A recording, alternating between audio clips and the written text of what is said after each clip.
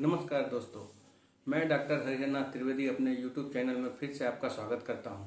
सबसे पहले मैं आपसे अनुरोध करता हूं कि अगर आप इस चैनल पर नए हैं तो इस चैनल को लाइक एवं सब्सक्राइब अवश्य करें एवं बेल आइकन को प्रेस कर दें ताकि नए वीडियो का नोटिफिकेशन आपको मिल सके। साथ ही वीडियो को शेयर अवश्य करें ताकि इससे ज़्यादा से ज़्यादा लोग लाभान्वित हो सकें। के लिए मैं एक सुविधा भी साथ में लाया हूँ। अगर किसी को किसी भी बीमारी के विषय में जानकारी लेना हो या होम्योपैथिक औषधि के विषय में जानना हो तो हमारे मोबाइल नंबर 9473100666 पर 100 रुपये कंसल्टेशन फी जमा करके कोई भी सलाह ले सकते हैं। ऑनलाइन आपको सारी दवाओं की जानकारी दी जाएगी एवं उसके खुराक की जानकारी भी आपको बता दी जाएगी। आज मैं आप लोगों को इन्फ्लुएंजा के लक्षण एवं उसकी होम्योपैथिक औषधि के विषय में बताने जा रहा हूं। इन्फ्लुएंजा एक अत्यंत उग्र तथा संक्रामक रोग है। पहले इस रोग का कारण रोगाणु माना जाता था, लेकिन आधुनिक वैज्ञानिकों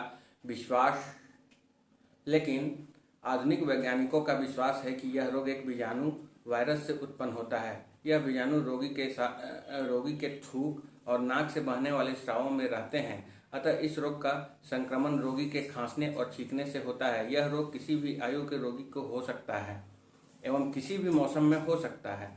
इस रोग के प्रमुख लक्षण हैं बहुत ज़्यादा कमजोरी, सिर दर्द, थका महसूस करना, कपकपी, पीठ तथा अंगों में दर्द, गले की दुखन, नजला, जीभ पर मैल चढ़ी हुई गिरी हुई तबीयत का अनुभव होता है। इन्फ्लुएंजा के अधिकांश रोगियों के श्वास यंत्र पर रोग का प्रभाव होता है, किंतु कभी कभी पाचन यंत्र के प्रभावित होने से वमन और अतिसार भी हो सकता है। रोग में जटिलता आने पर अनेक अन्य रोगों के लक्षण भी प्रकट हो सकते हैं। खांसी तथा फुसफुस प्रदाह, ब्रोंकाइटिस व निमोनिया के लक्षण अधिकतर रोगियों में मिलते हैं।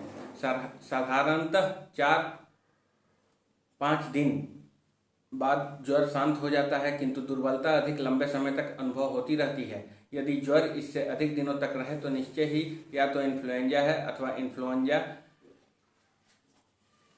में किसी अन्य रोग की कोई जटिलता है। इस रोग की पहचान सर्दी तथा ज्वर से होती है। ज्वर अचानक आता है और दूसरे लक्षण भी हो सकते हैं। प्रमुख लक्षण है बहुत तेज सिरदर्द और असहनीय पीड़ा जो सभी अंगों में होती है। सबसे पहले हम इन्फ्लुएंजा के प्रकोप के समय होम्योपैथिक द्वारा रोग के रोकथाम की औषधि के विषय में चर्चा करते हैं। जब आपको लगे कि आपके क्षेत्र में इन्फ्लुएंजा अपना पांव पसार रहा है तो इसके संक्रमण से बचाव के लिए हर तीसरे दिन प्रातःकाल सभी को होम्योपैथिक दवा इन्फ्लुएंजिम 200 लेनी चाहिए। बीच के दिनों में प्रातः जैल्सीमियम 30 और संध्या को रस्टॉक्स 30 लेने से रोग की रोकथाम हो जाता है। रोग के संक्रमण को रोका जा सकता है। रोग से बचने के लिए बैप्टिसिया 3x भी उत्तम औषधि है। आइए अब हम चिकित्सा से संबंधी औषधियों पर लक्षणानुसार चर्चा करते हैं। सबसे पहली दवा एकोनाइट 3x है। यह इन्फ्लुएंजा की महत्वपूर्ण औषधि है। प्रारंभिक दशा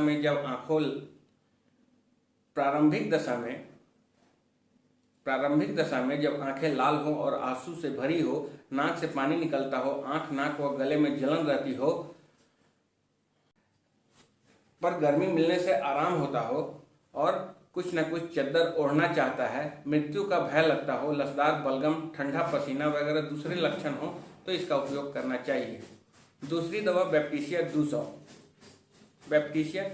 जहां एकाएक रोग आ जाए, बड़ी थकावट हो, बदबूदार सांस हो, अत्यधिक शिथिलता आवे, अतिसार और वमन अनुभव हो, शरीर में दर्द हो, रोगी केवल द्रव्य का ही सेवन कर सकता हो, रोगी अपना अंग बिस्तर पर बिखरा हुआ महसूस करता हो, उन्हें जोड़ने का प्रयास करता हो, दस्त, बदबूदार, मस्तिष्क परेशान हो, तब इस दवा का प्रयोग करने से रोग मुक्ति मिल जाती है। Natrum sulph 200। जब रोग ठंडक और सीलन से आया हो तो यह उपयोगी औषधि है। पित्त से युक्त कै, अजीर्ण, छाती की जलन और गैस का अधिक बनना इसमें शामिल है। इस परिस्थिति में इस औषधि का व्यवहार करने से लाभ मिलता है। अगली औषधि है यूपेटोरियम परफोलिएटम। इसका रोगी सारे शरीर में दुखन का अनुभव करता है।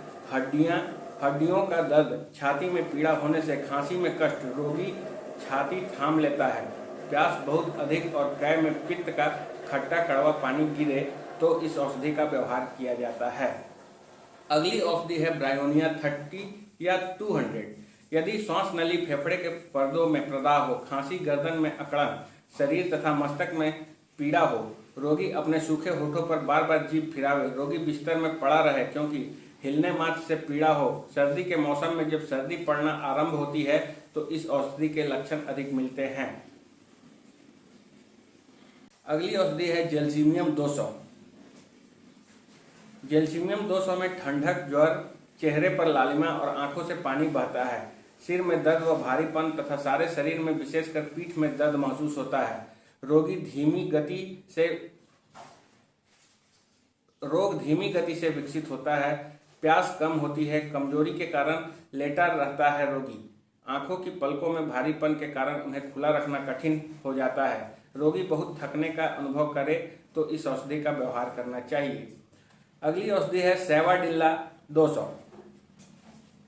जब बहुत ज़्यादा छींके हों, सारा शरीर कांपता हो, खुली हवा में कपकपी बढ़ती हो, मुंह सूखा, प्यास नहीं रहती हो, गला में सूजन, कोई द्रव्य पीने में कष्ट हो तो इस औषधि का व्यवहार करना चाहिए।